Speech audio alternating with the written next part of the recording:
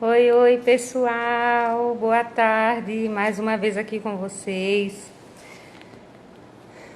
E hoje a gente vai trazer, o professor Darcio Michel, da UERN, especialista em doenças infecciosas, mestre. Então ele vai estar aqui somando a live. Oi, Denise, André Cortez, Josiane, Denise, lindona. Tudo de bom para vocês, Josi, Dulce. Vamos estar aí numa live muito especial, esperando o Dácio entrar, Josélia. Tudo bom, Josélia? Oi, Josélia, Andréia. Nesses tempos de tantas inseguranças e dúvidas, a gente precisa de pessoas que conheçam bastante o assunto, Para acalmar a população, mas também para orientar. Acho que a orientação correta, ela traz uma soma, um plus muito grande aqui para toda a população do mundo.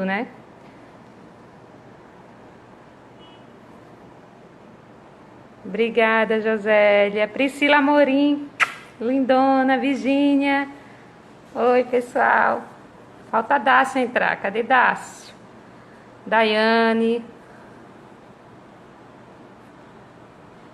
Espera a Dácio entrar aqui ao vivo. Michele. Vocês vão deixando as perguntas aí para Dácio, que ele vai estar ao vivo aqui. Somando. Claudinha, lindona, que saudade.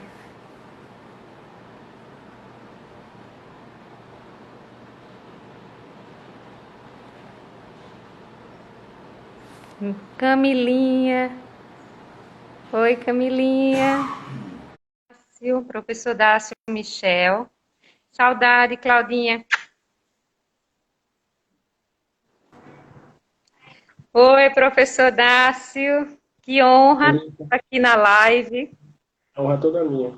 Boa tarde para você, para sua família, para todos os alunos da UERN, para todos os alunos de outras universidades que você tem tanto contato.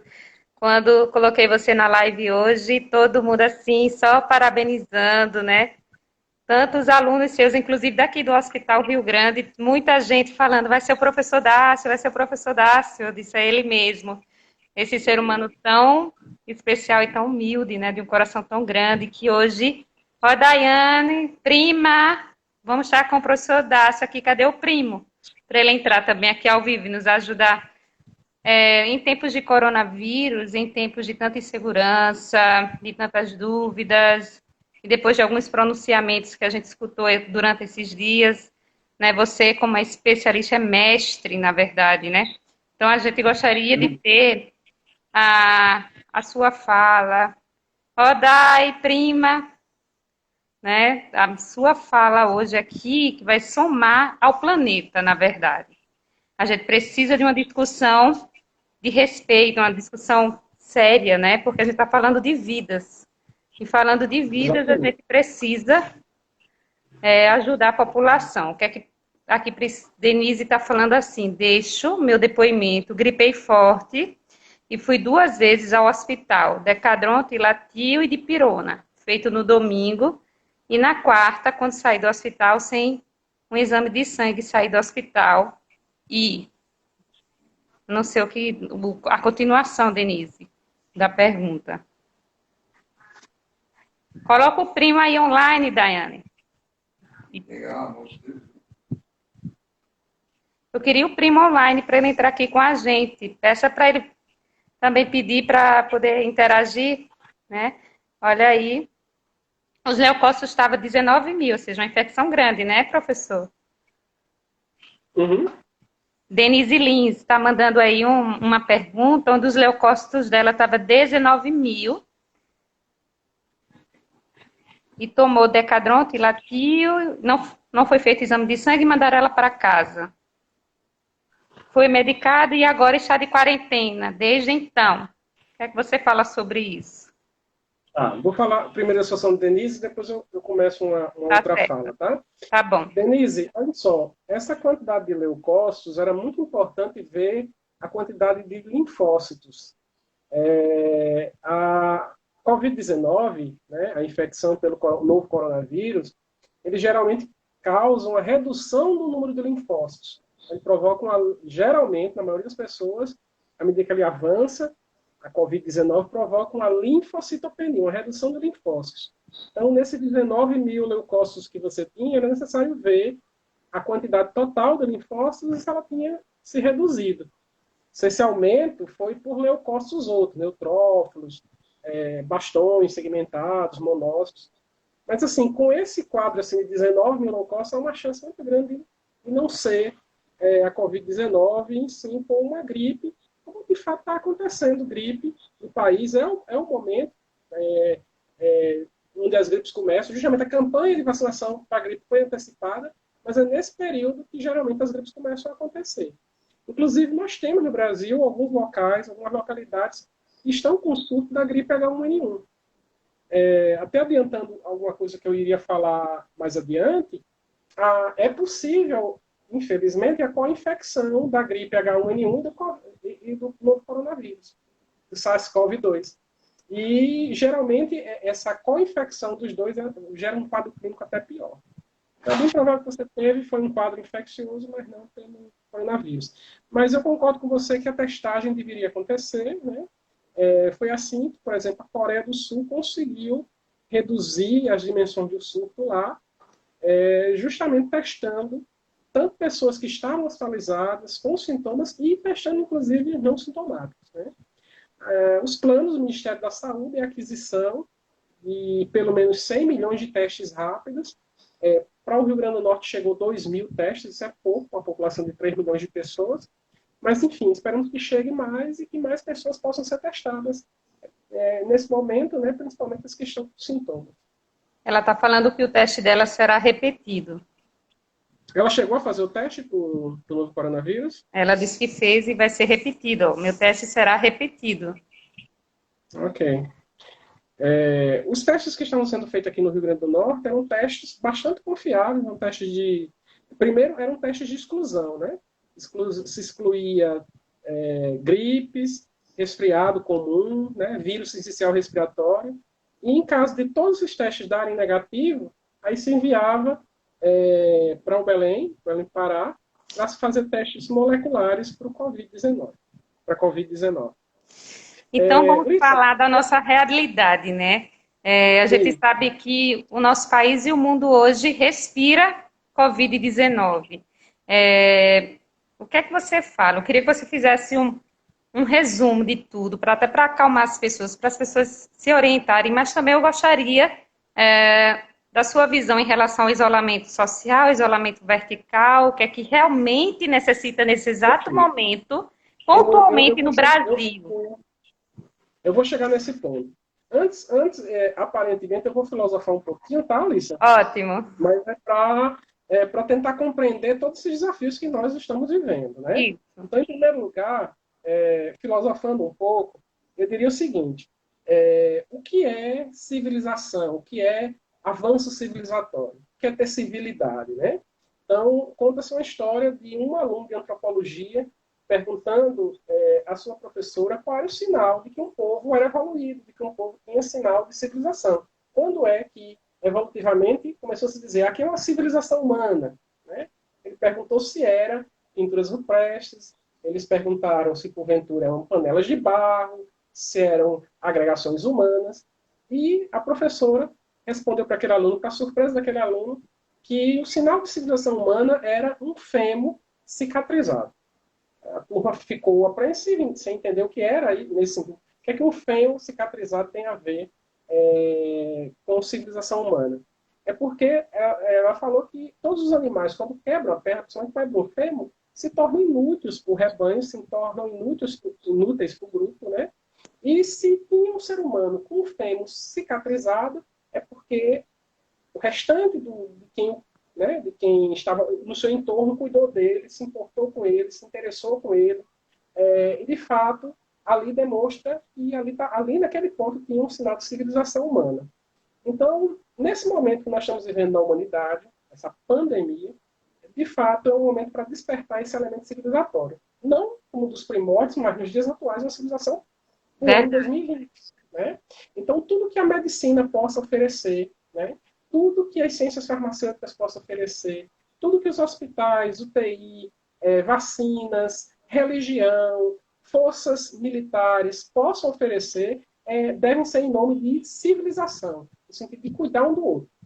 Se qualquer tipo de ação, qualquer tipo de decisão for de contramão a esse processo civilizatório, isso não deve ser bem-vindo. Né? Verdade. Deve ser rejeitado. Então, a premissa principal é essa. Né? Não é momento para incivilidade. Não é momento para regressão civilizatória. Muito pelo Perfeito. contrário. É momento para aprendermos com tudo que está acontecendo. Falando um pouquinho sobre os coronavírus, né, eles são uma classe de vírus conhecida desde os anos 60, alguns causando infecções em animais, principalmente diarreia em cães e gatos. Há também quadros diarreicos em seres humanos, gastroenterites em humanos. Mas no ano de 2002 aconteceu a primeira SARS, né, a SARS-CoV-1, né, que surgiu também na região da Ásia, né, causando uma síndrome respiratória aguda. Né? Ali, naquele momento, era transmitido pelo morcego, né? E se levantou toda uma hipótese de que, em algum momento, uma epidemia em proporções maiores do que foi aquela lá de 2002, 2003, poderia acontecer. E, em 2009, surgiu um outro coronavírus, esse não mais na Ásia, mas sim no Oriente Médio, não associado ao morcego, associado a camelos, né, a consumo de leite de camelo, a queijo não maturado, não amadurecido de leite de camelo, camelos, na verdade, né? E causava infecções respiratórias. Tanto essa síndrome de 2002, 2003, quanto essa síndrome lá de 2009, no Oriente Médio. Então, essa ficou, a de 2002, 2003, conhecida como SARS-CoV-1, a de 2009 como MERS, como Síndrome Respiratória do Oriente Médio, e, infelizmente, no finalzinho do ano de 2009, nos últimos dias do ano de 2009, na península de Wuhan, né, na China, começou a acontecer casos de síndrome respiratória aguda, provavelmente associada a consumo de carnes de morcego, né, consumo de morcego, um alimento que faz parte, digamos assim, da culinária tradicional chinesa. É uma população de 1 bilhão e 300 milhões de pessoas. Então, os recursos de proteínas tradicionais, né, eles entendem que não é suficiente, é um elemento, uma força cultural muito grande para que eles façam esses consumos exóticos. Já é bastante criticado por algumas forças políticas na China e no mundo, mas infelizmente eles continuam. E agora mesmo, durante a epidemia, tinha pessoas continuando comendo morcego, besouros, ratos, cães. Inclusive está acontecendo um festival gastronômico de cães. Né? Então isso nos Verdade. surpreende, nos choca, como ocidentais, mas faz parte da cultura e da necessidade de alimentar, do ponto de vista de proteína, 1 bilhão e 300 milhões de pessoas. É verdade. Então, infelizmente, o quadro epidêmico começou a crescer, se manifestar. É interessante notar que isso foi relatado inicialmente, essas manifestações, por um médico oftalmologista. Nós temos que reconhecer que a democracia não é muito forte na China, né? Então, ele foi reprimido nas suas expressões de liberdade. Posteriormente, infelizmente, esse médico, inclusive, que relatou esses primeiros casos, veio até falecer por infecção pelo novo coronavírus, né? Pela Covid-19. E os casos só aumentaram a partir daí. Né? Foram atingindo a Ásia, casos nos Estados Unidos, casos na Europa, aqui na América, enfim. E a partir do dia 13 de março, declarada, né, pandemia mundial pela Organização Mundial de Saúde. Então, é a situação que a gente se encontra hoje, em termos de rápida fala, seria essa. E a nossa situação atual, né, principalmente pontualmente no Brasil, a gente está vendo a China, a Itália, a Espanha. Eu gostaria que você nos orientasse no sentido, é necessário essa quarentena, né? É necessário a gente estar tomando todas as medidas preventivas, ou isso é uma histeria da sociedade de saúde, da própria do Ministério da Saúde, de todos nós profissionais de saúde, que hoje estamos tomando uma tomada de decisão tão rápida que, na verdade, a gente ainda teve tempo, diferente de outros países, a gente está tendo tempo para se resguardar, se colocar diante de campo de batalha, e eu gostaria que você nos orientasse sobre isso, você que tem tanta, né, discernimento e tem tanto estudo científico sobre isso. Né? O que é que a gente pode fazer enquanto ser humano, enquanto civilização, já que a gente iniciou com um momento tão bonito, civilizatório, vamos dar as mãos ou a gente pode ir para as ruas? O que é que você fala sobre isso? Perfeito, Luísa. Nós temos que basear essa fala em contexto do que está acontecendo, né? As epidemias e a epidemiologia é algo dinâmico, ou seja, a cada dia as coisas se desenham de uma forma. A forma que ela tem se desenhado no Brasil e no mundo não é nenhum sinal de regressão do quadro epidêmico, e sim de aumento do quadro epidêmico. Mas a gente tem que se basear um pouco na história recente para poder tomar qualquer fala baseada, digamos assim, em conceitos científicos, né? Basicamente, 2 países da Europa cogitaram a necessidade, cogitaram em larga escala, em grande escala, cogitaram a possibilidade de não fazer isolamento social. Né? O primeiro país a fazer essa cogitação foi a Itália, o segundo país a cogitar que não haveria necessidade de não fazer isolamento social foi o Reino Unido, foi a Inglaterra, principalmente no Reino Unido. Né? E a Itália, vale destacar a situação dela, que ela até chegou a fazer processo de isolamento social. Não era quarentena, era isolamento social apenas, bem parecido com o que nós estamos vivendo, né? O da gente ainda teria que ser um pouco mais restrito para poder chamar mesmo de isolamento social, mas enfim, eles fizeram um isolamento social um pouquinho mais rigoroso do que o nosso. Os casos no quadro infeccioso da Europa estava surgindo ainda, né?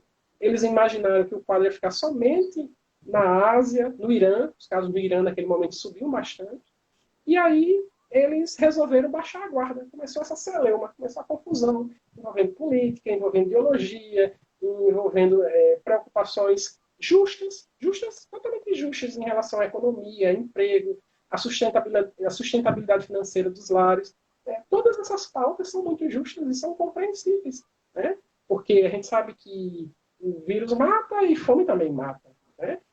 Que ver o filho ou a casa passando necessidade é algo grotesco e as pessoas precisam se sustentar. Então, mas isso foi, digamos assim, mal dirigido dentro da digestão política administrativa da Itália, e aí eles saíram do estado de isolamento social e liberaram as ruas para o turismo, para o comércio.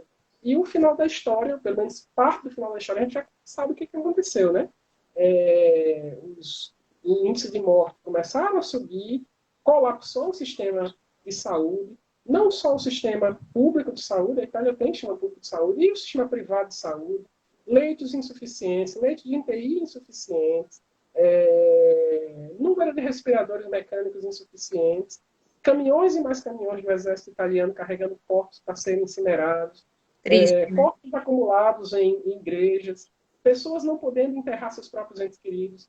Então, assim, a gente tem esse exemplo de um país que começou um isolamento e em uma semana resolveu recuar e voltar ao normal, aparentemente voltou ao normal e está do jeito que está.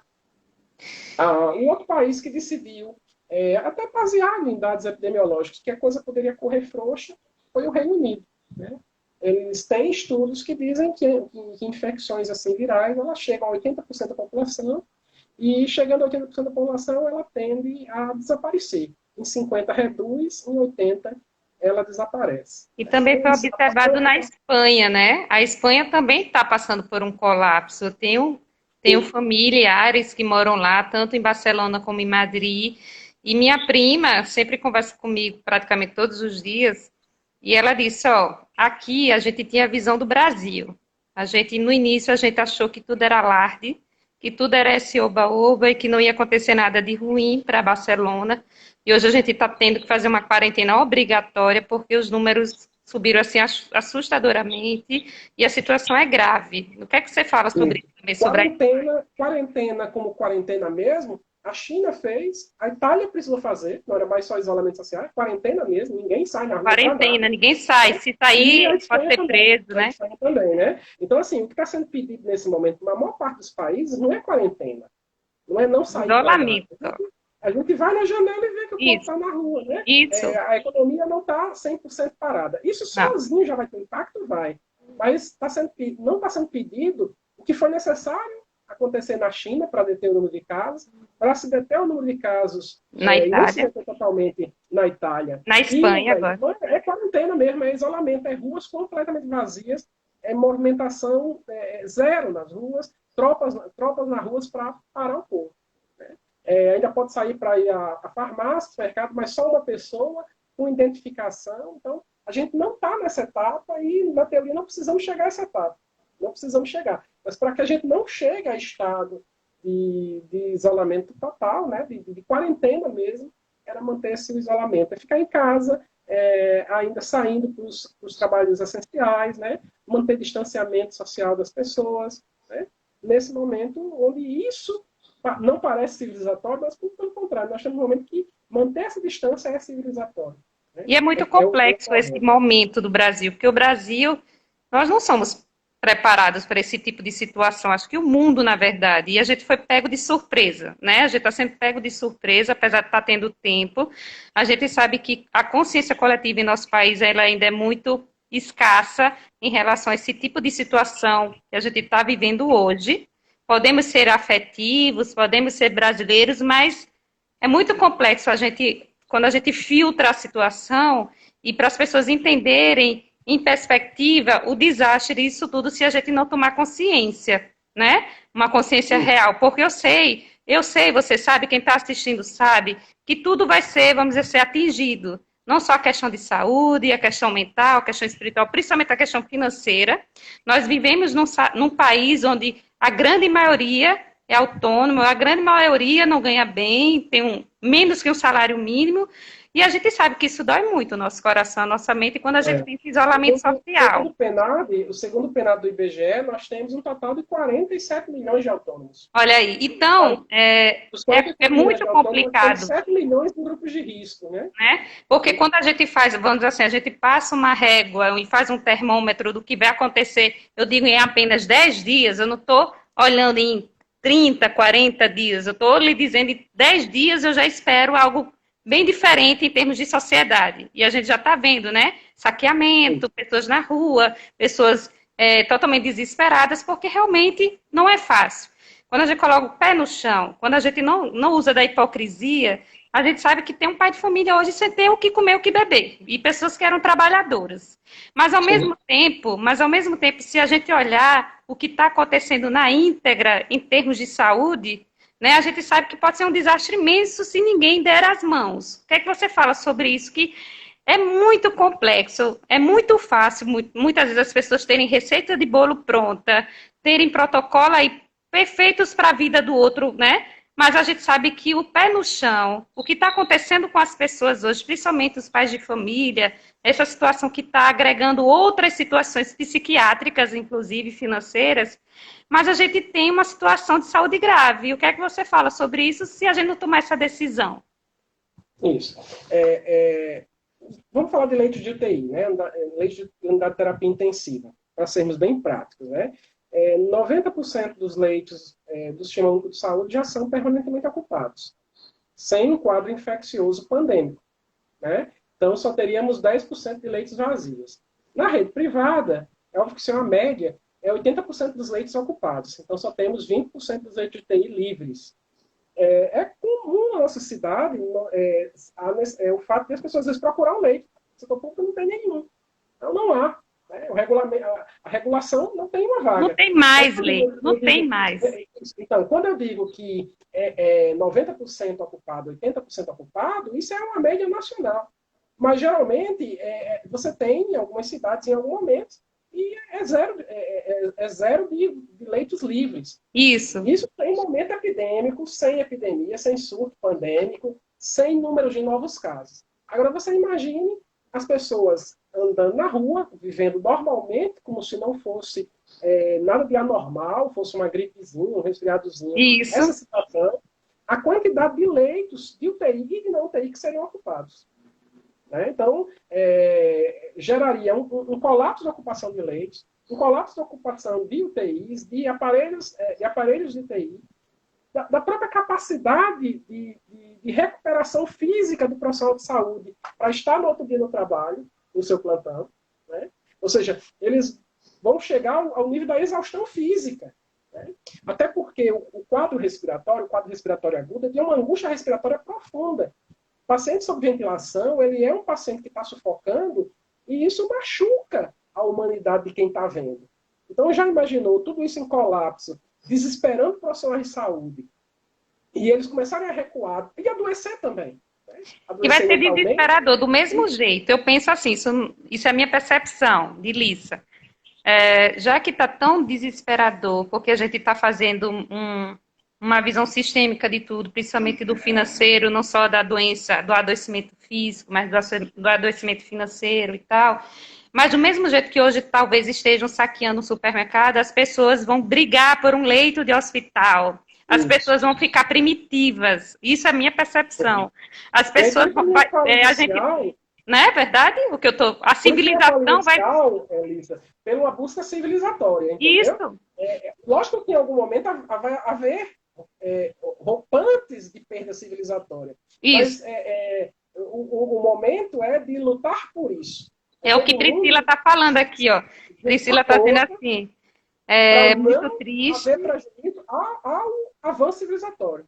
Priscila está falando aqui numa mensagem que até minha prima, ela é do TRE, ela está dizendo que está tudo muito triste, mas não temos escolhas fáceis e o resultado também não vai ser positivo e acredito que o isolamento agora é um mal necessário. É o que a gente tem, talvez, né? Isso.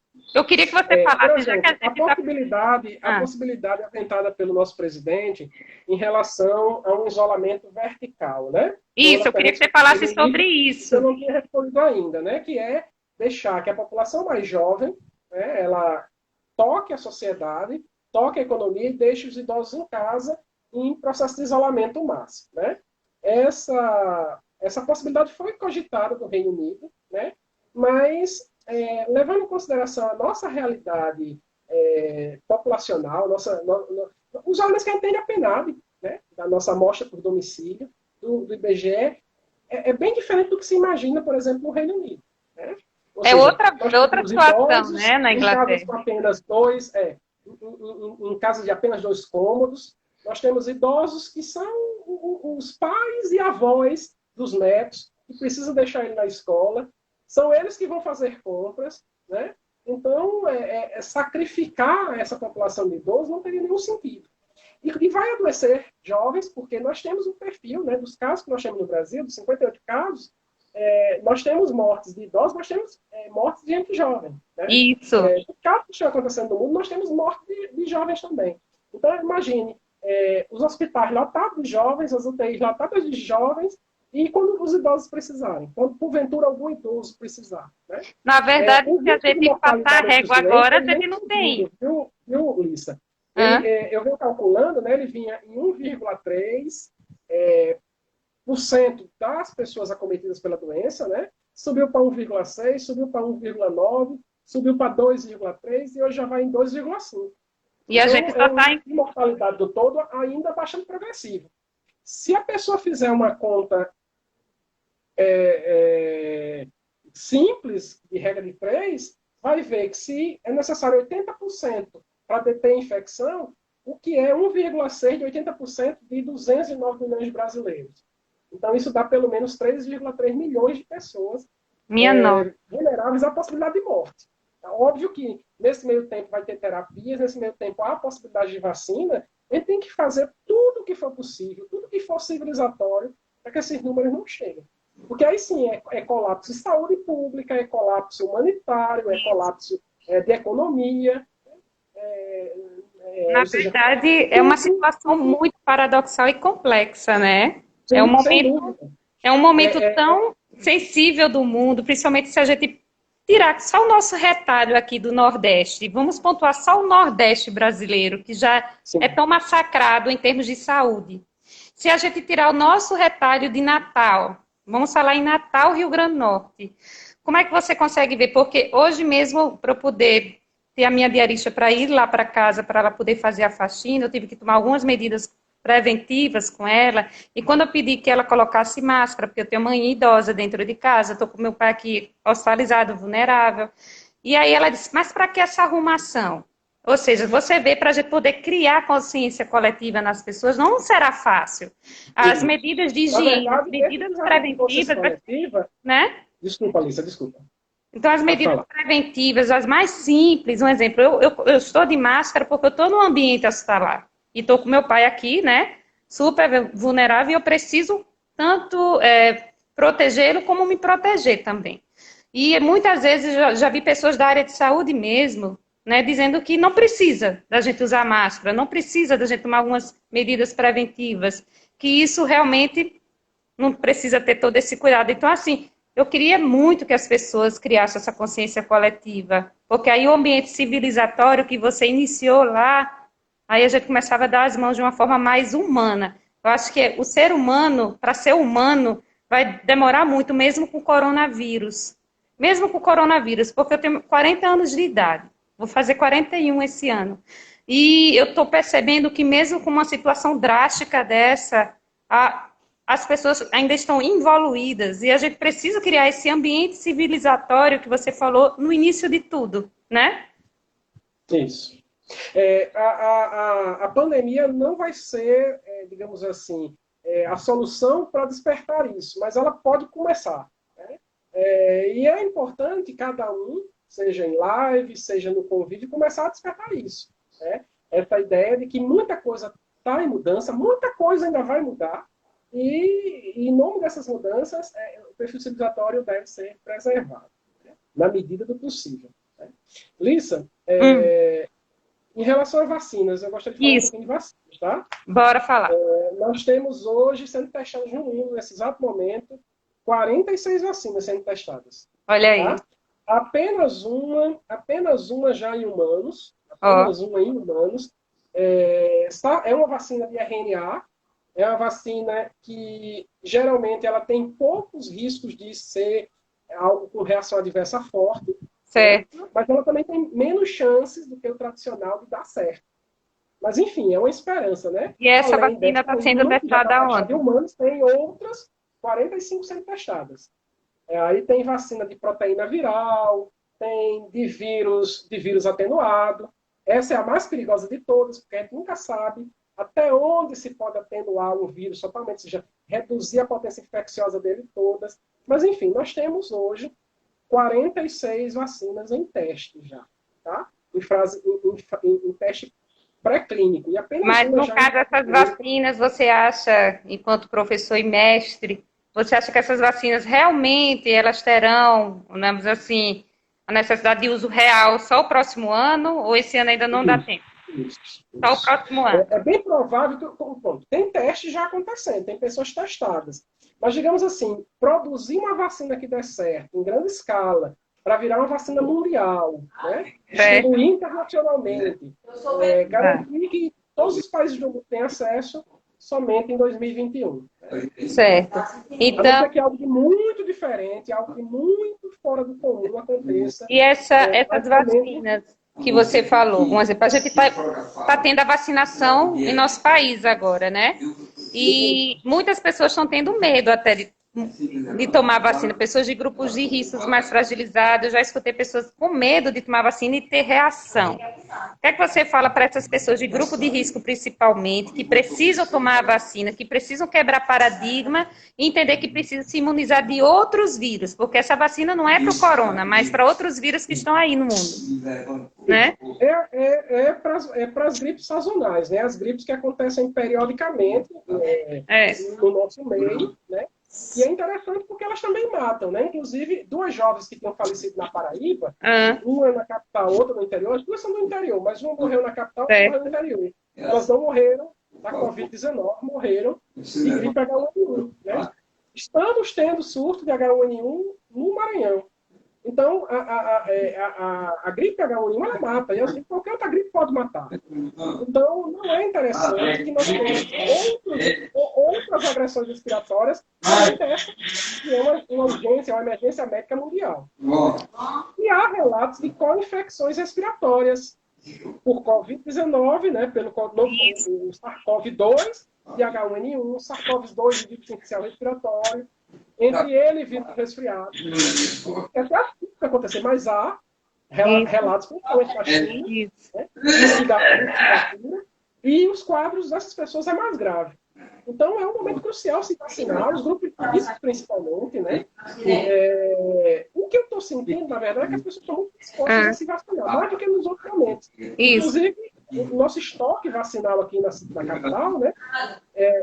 Encerraram, né? Acabaram, né? Então, é uma procura acima da média. Foi. Dessa vez, as pessoas na dor entenderam que talvez o receio de algumas pessoas é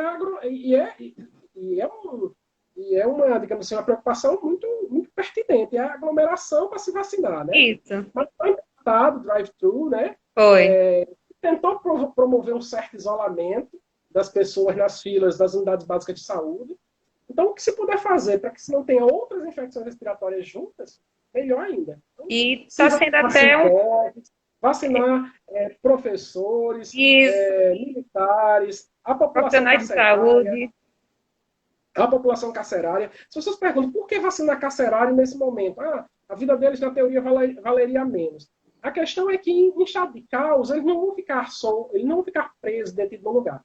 Eles geram um caos que eles conseguem se soltar. Isso. Então, tudo que a gente não precisa é presídio se abrindo, né? E estourando também suas, digamos assim, suas células, né? Suas células carcerárias no país, né? Suas representações carcerárias estão fora dos presídios. Então, tudo que a gente não precisa nesse momento é conflito com o mundo,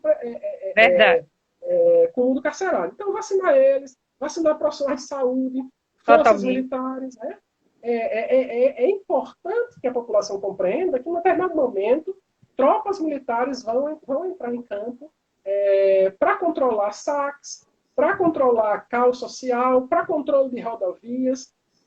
Então, enfim, é a união de todas as forças da sociedade para deter esse momento especial que estamos vivendo. Tem uma pergunta sobre uma coisa, tá? Que eu devia ter falado bem no início. O quê? Nós somos assim, enquanto país, né, necessitados de muito avanço em educação, de muito avanço em saúde, de muito avanço de justiça social.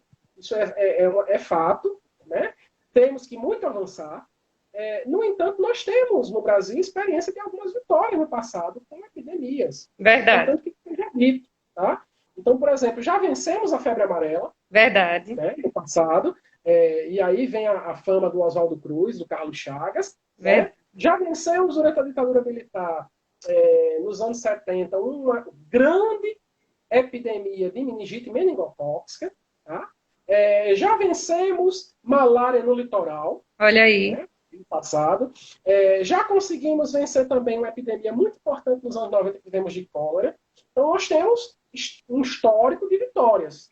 A gente tem muitos estudiosos também, né, em nosso país, na verdade, como o senhor. De empenho social, de empenho das forças sociais, do empenho das forças políticas, e entender que nesse momento, os recursos públicos precisam ser liberados para implementar essas ações. Né? Não é o momento para ficar com uma chave do cofre do poder público na mão, querendo fechar tudo. Né? É momento para regulação, né? E aí há os órgãos de controle, tribunais de conta estaduais, tribunais de conta da União, controladorias públicas, de todos esses órgãos, mas não é momento para reter dinheiro público. Verdade. Isso, porque se quiser controlar, se quiser colocar qualquer ideologia de controle financeiro nesse momento, a gente colapsa o sistema de saúde.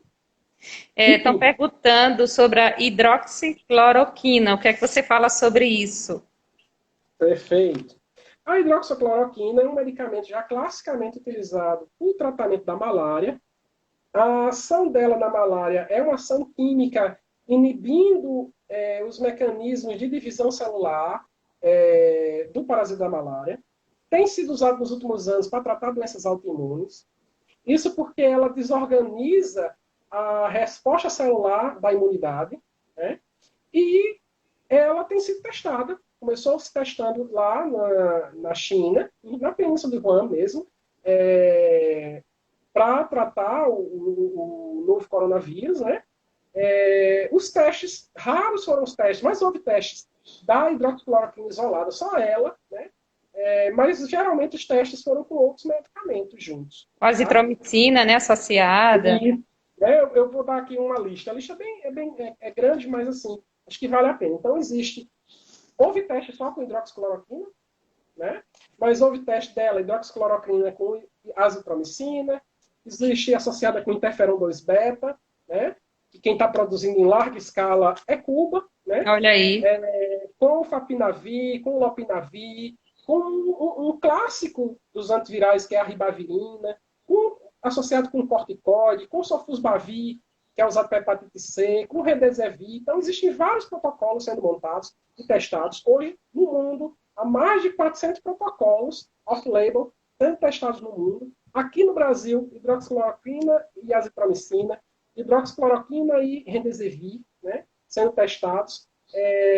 O que se tem observado, um estudo que eu li hoje, inclusive, Certo. é que o sucesso terapêutico dela não tem sido superior aos tratamentos convencionais de controle sintomatológico, controle da febre, controle da dificuldade respiratória, uso de interferon 2 beta, tá?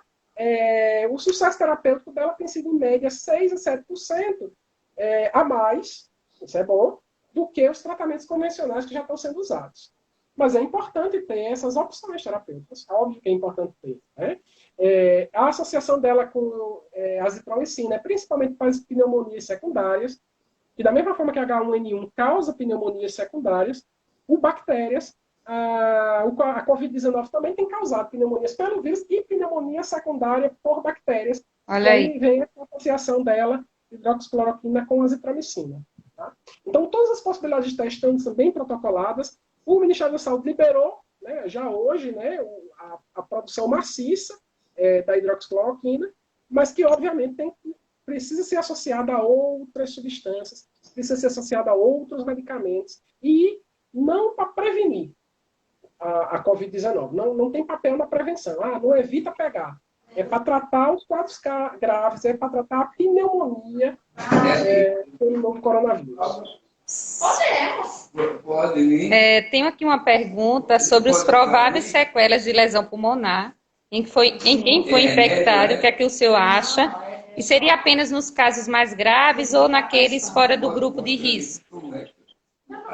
Eu não tenho certeza se eu entendi bem a pergunta, mas assim, aparentemente, boa parte das pessoas que apresentaram quadros mais, digamos assim, mais plenos da sintomatologia clínica, você desenvolveram pneumonia, 20% dessas pessoas apresentaram perda respiratória, né? Essas perdas respiratórias é de 17% até 30% da capacidade respiratória. Supõe-se que fisioterapia respiratória e o tempo vai resolver isso.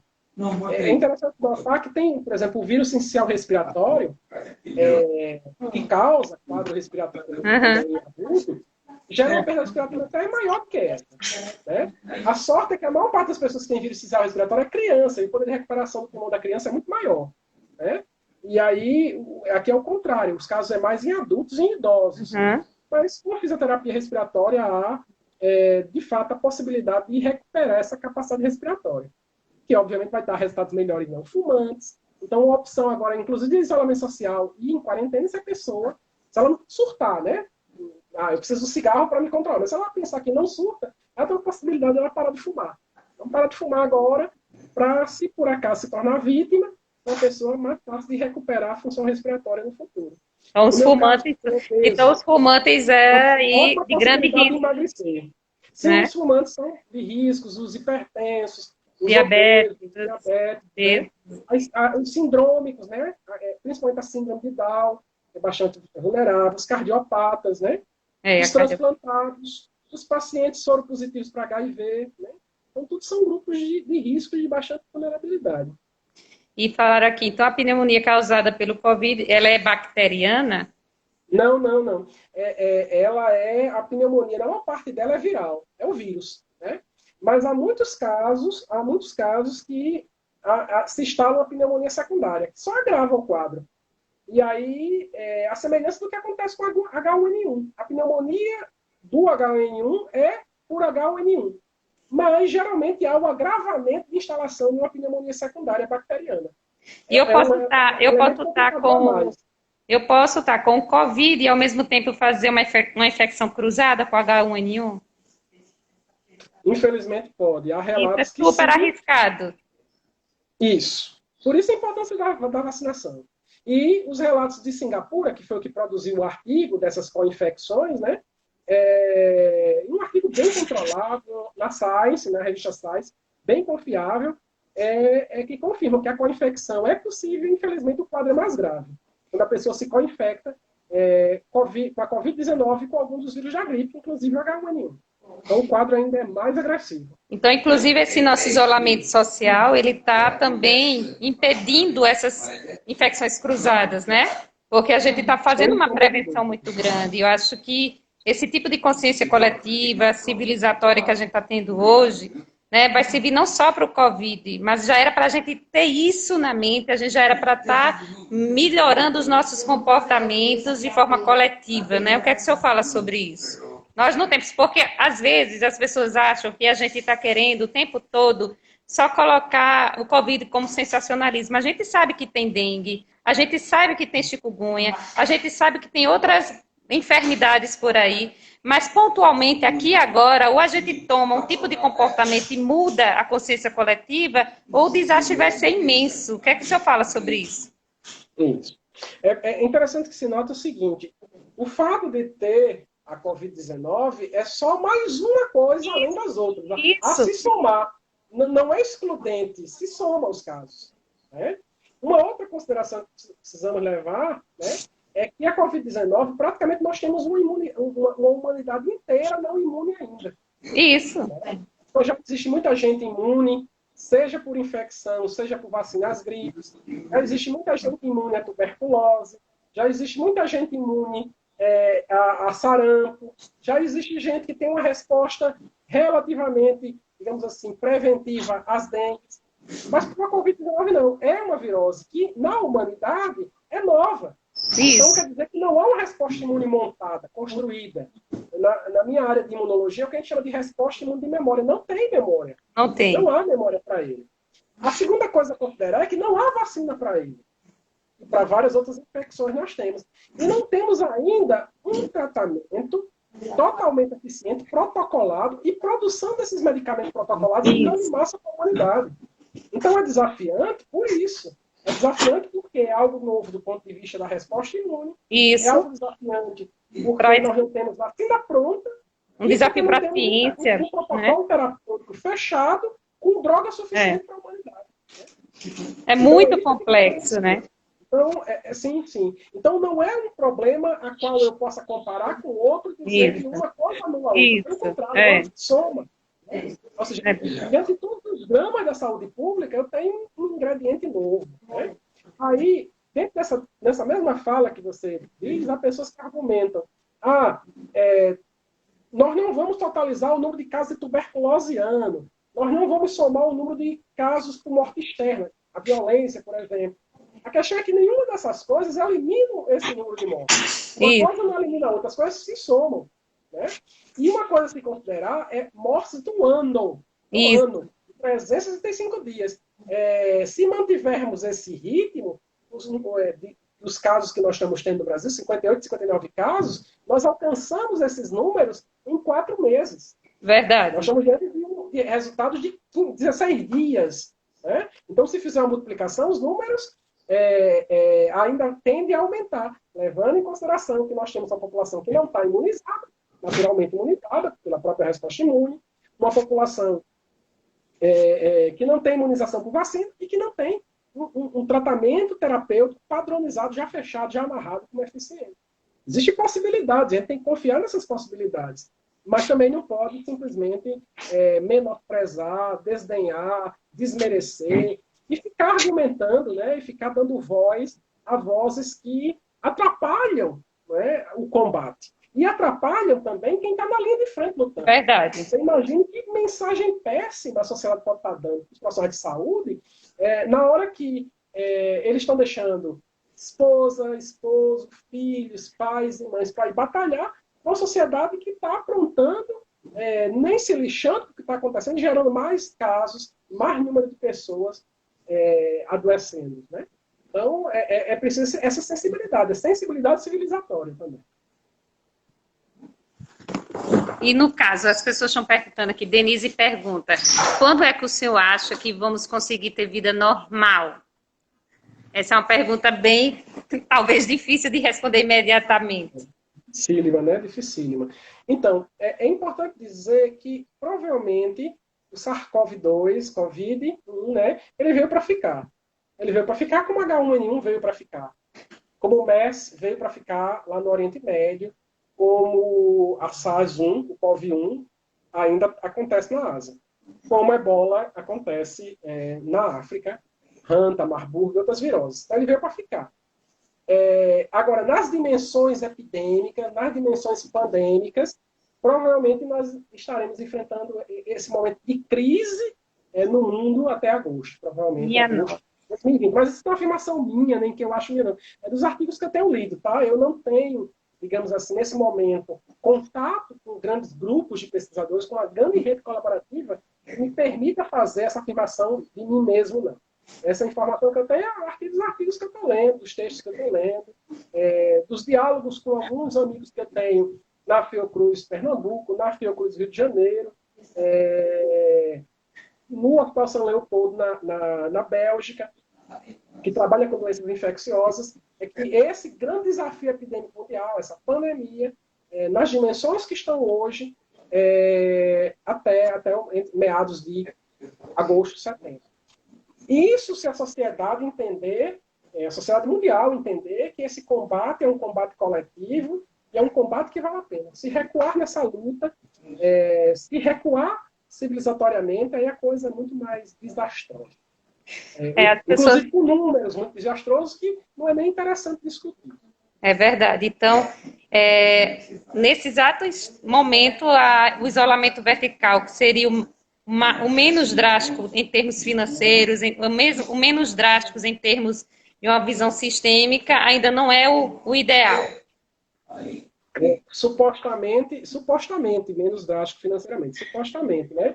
Sim, eu acredito que não é o ideal, né? Em termos da presidência da República, o cargo de presidência da República, o ministro da Saúde nem afirmou que sim nem que não. Ele ficou em cima do muro. Ele estava batalhando em cima do muro, ele resolveu dar um stand-by nesse momento. Ele nem disse sim que não. Nós temos um vice-presidente da República que disse que é a favor do isolamento. Né? E nós temos um presidente da República que disse que é a favor dessa possibilidade, né, de shutdown, né, do isolamento vertical. Eu, nesse exato momento, não aconselharia as pessoas levarem um grande grau de confiança ao potencial intelectual do nosso presidente. Né? Sem menosprezá-lo, sem desdenhá-lo, sem desmerecê-lo, mas eu não incentivaria as pessoas a colocar suas vidas, o destino das suas famílias, nas mãos do potencial intelectual do nosso presidente. Verdade. Especialmente considerando nenhum outro país do mundo está fazendo isso. O presidente brasileiro conseguiu essa medida, a Espanha também, né, o rei da Espanha também, junto com o seu primeiro-ministro, o Reino Unido também. Não. A decisão dele, na cabeça dele, do grupo que o envolve, da qual o ministro da Saúde nem diz sim nem não, e o vice-presidente diz que não. Nesse momento, a sensatez, a prudência, é você usar sua prudência individual, sua inteligência, em nome da sua autopreservação, em nome da autopreservação e do amor que você tem à sua família, manter-se em casa com isolamento, com shutdown horizontal.